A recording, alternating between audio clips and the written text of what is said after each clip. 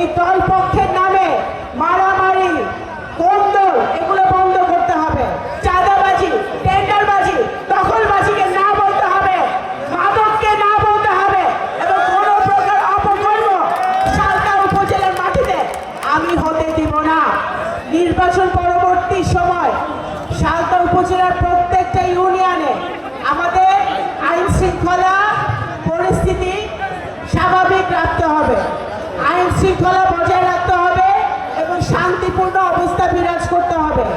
এই দল পক্ষের নামে মারামারি, কোন্দল এগুলো বন্ধ করতে হবে। মারামারি করে হাসপাতালে যাওয়া লাগে, মামলা হয়, হামলা হয়, কিন্তু আমাদের কিন্তু আসলে কোনো লাভ হয় না। লাভ হয় এই মারামারি বন্ধ করে কিভাবে পল্লবী, চন্দ্রনদী, সোনাপুরের সমস্ত উপজেলা উন্নয়ন করা যায়, আমাদের ভাই বোনরা যারা ইয়াং জেনারেশন তাদের ভবিষ্যতের জন্য কিভাবে কাজ করা যায়, আমাদের শিক্ষার ব্যবস্থা কিভাবে উন্নত করা যায়, রাস্তাঘাট কিভাবে ঠিক করা যায়, সেগুলো আমাদের মনোনিবেশ করতে হবে। সেই জন্যে আপনাদের সহযোগিতা লাগবে।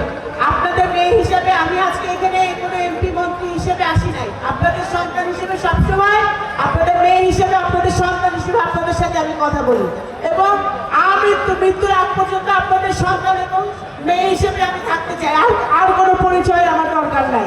আমাদের বিএনপি যারা নেতাকর্মীরা মঞ্চে বসে আছে, সামনে আমার যারা মুরব্বীরা আছে, আমাদের বিএনপি নেতাকর্মীরা আছে, আপনাদের প্রতি আমার উদাত্ত আহ্বান থাকবে এবং নির্দেশনা থাকবে যে সব রকম অপকর্ম থেকে দূরে থেকে এই রমজান মাসে জনগণের পাশে থেকে জনগণের সেবায় নিয়োজিত থাকে।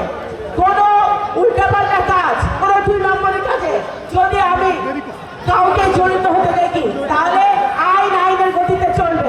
সে যেই দলেই হোক, যেই মতেরই হোক, যেই গর্বেরই হোক, বিষয় না।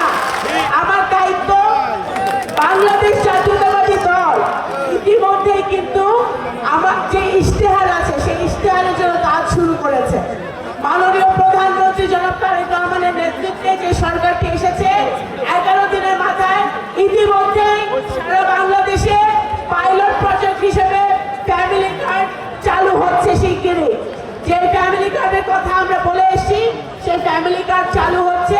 ইনশাল্লাহ ধীরে ধীরে সারা বাংলাদেশে প্রত্যেক উপজেলার প্রত্যেক ইউনিয়নে ফ্যামিলি কার্ড ছড়িয়ে পড়বে। আপনারা দেখেছেন গতকালকে এই 11 দিনের মাথায়, এই 2 সপ্তাহ পূর্ণ হওয়ার আগে মাননীয় প্রধানমন্ত্রী জনাব তারেক রহমান বাংলাদেশে কৃষকদের জন্য, আমাদের গ্রামের কৃষকদের জন্য উনি 10,000 টাকা কৃষি ঋণ মওকুফ করেছেন। বিকাশ পেমেন্টে 10,000 টাকার বেশি অফার, শপিং চলছে তো। আমি সবসময় যেটা বলি,